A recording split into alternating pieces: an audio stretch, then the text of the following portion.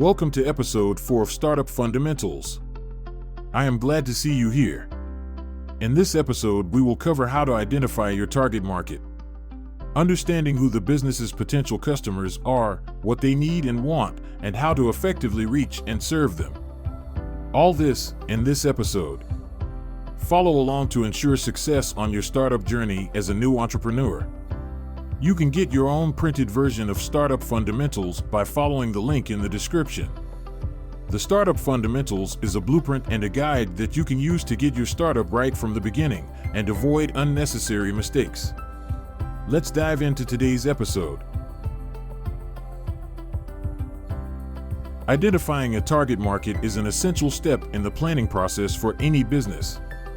It involves understanding who the business's potential customers are, what they need and want, and how to effectively reach and serve them. By identifying a target market, a business can focus its resources on meeting the specific needs and preferences of a specific group of customers rather than trying to appeal to everyone. This can lead to more effective marketing and sales efforts and ultimately to more successful business outcomes. In this section, we will explore different approaches to identifying a target market and provide tips and resources for conducting market research. There are several approaches that a business can take to identify their target market. 1. Demographic segmentation. This involves dividing the market into groups based on characteristics such as age, gender, income, education, and location. This type of segmentation is useful for businesses that want to understand the demographic characteristics of their target market and how they might vary by region or country.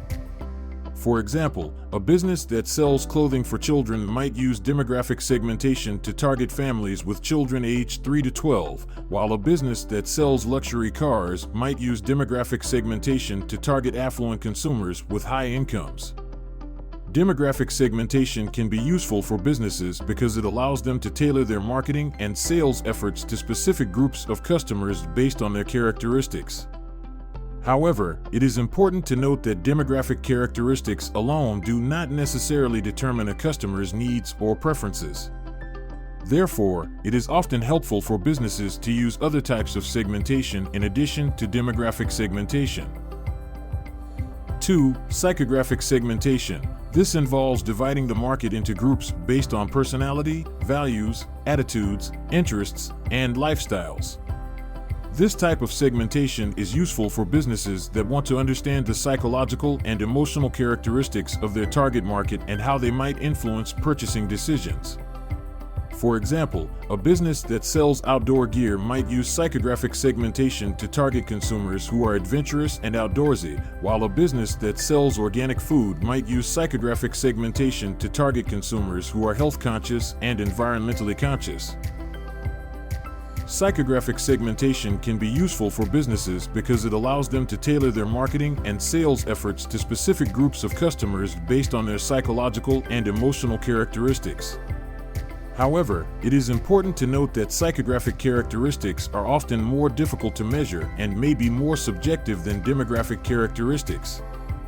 Therefore, it is often helpful for businesses to use other types of segmentation in addition to psychographic segmentation.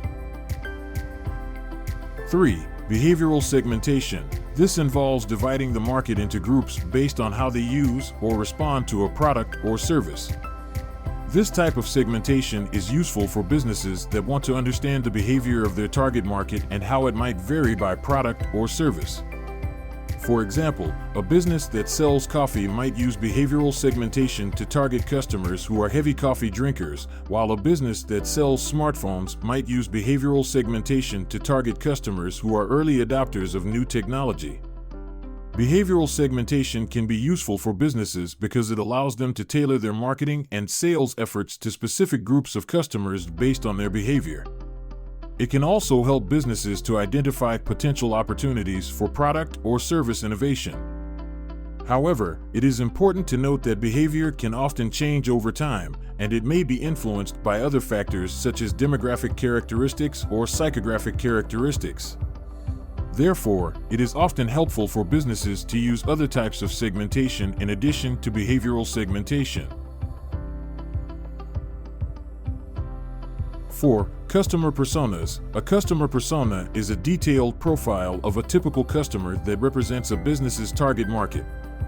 It includes information such as demographics, behaviors, motivations, and pain points.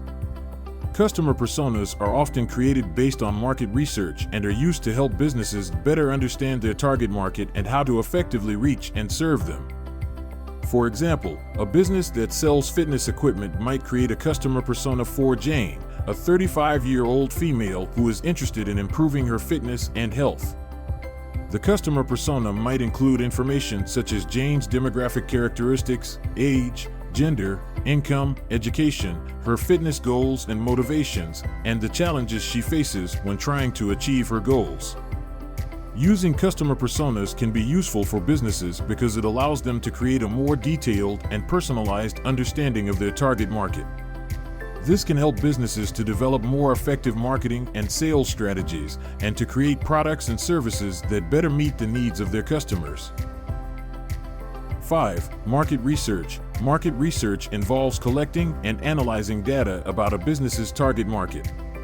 This can be done through primary research, example, surveys, focus groups, or secondary research, example, industry reports, online databases. Primary research involves collecting data directly from consumers or other stakeholders through methods such as surveys, focus groups, and interviews. Primary research allows businesses to gather first-hand information about their target market and to ask specific questions to get a more in-depth understanding of their needs and preferences. Secondary research involves using existing data sources such as industry reports, online databases, and government statistics. Secondary research is often quicker and less expensive than primary research, but it may not be as specific or up-to-date as primary research. Market research is an important tool for businesses because it helps them to understand their target market and to make informed decisions about their products, services, and marketing strategies. It can also help businesses to identify potential opportunities and threats in the market and to develop strategies to address them.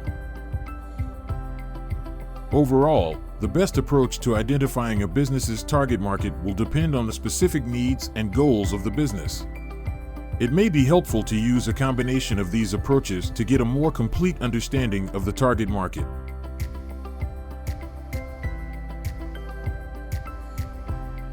Thank you for watching this video. Please like, share, subscribe, and click the bell icon to get notified of new episodes.